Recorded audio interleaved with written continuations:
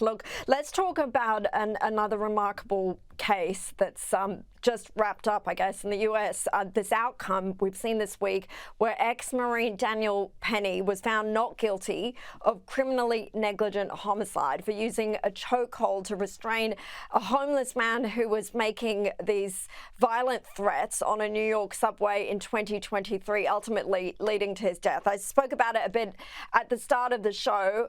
How do you rate how the media handled this whole case and this verdict? Pretty poorly. I think this was a really egregious example. I think of a media that completely spun a false narrative that, if anything, the justice system here in America really won out. A jury of his peers in New York City, a very left-wing district, has found him not guilty of anything. They couldn't come to a decision on the most serious charge, and then a not guilty on this charge. This was I think, a real moment where common sense is winning out. It was clear that this is a person who was not going on that train to hurt people. He was going on there to help people in this moment by a deranged individual who was really making everyone of all races and young and old, protecting kids. I mean, it was outrageous. And most of the people, if you were watching the MSNBCs and the CNNs here in America, you were getting a very different side of what this story was about. So I think the outcome was just, but I think that most of America didn't really realize what was actually happening in the case. Yeah, it's been fascinating to watch from over here. Now, look, Pete Hegseth, along with many of Trump's other cabinet nominees, they've all been victims of what I would describe as smear campaigns by the left media. Now, Hegseth posted on Twitter this week, ProPublica, a left-wing group, was planning to publish a knowingly false report that he was not accepted to West Point in 1999. Now, what happened here? It's a mess. It's a mess. ProPublica, it purports to be this objective journalism institution, and the editor then went on this rant about, this is just what journalism is. Well, clearly they got some tip that Pete Hegseth at some point said he was accepted to West Point, but decided not to go.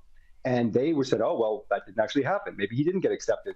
And then, to their credit, they asked West Point, and West Point said, nope, no record here of him being ever accepted. And they were just ready to run with this story until Pete Hegseth found an acceptance letter from 25 years ago. Who even saves this stuff? And was able to stop the actual publication of the story before they could put out something false to I would say correctly, as you say, smear him. So yeah, it was a really embarrassing moment. Thankfully, they didn't hit publish, but even just the idea of what are you doing? What are you trying to get after here? This person who, was he accepted 25 years ago to this thing, and did he lie about it? Who cares? It's not relevant to the position that he's even going for. So yeah, I think it's a very bad example of journalism, but I think it's really pretty representative of the moment that we're in.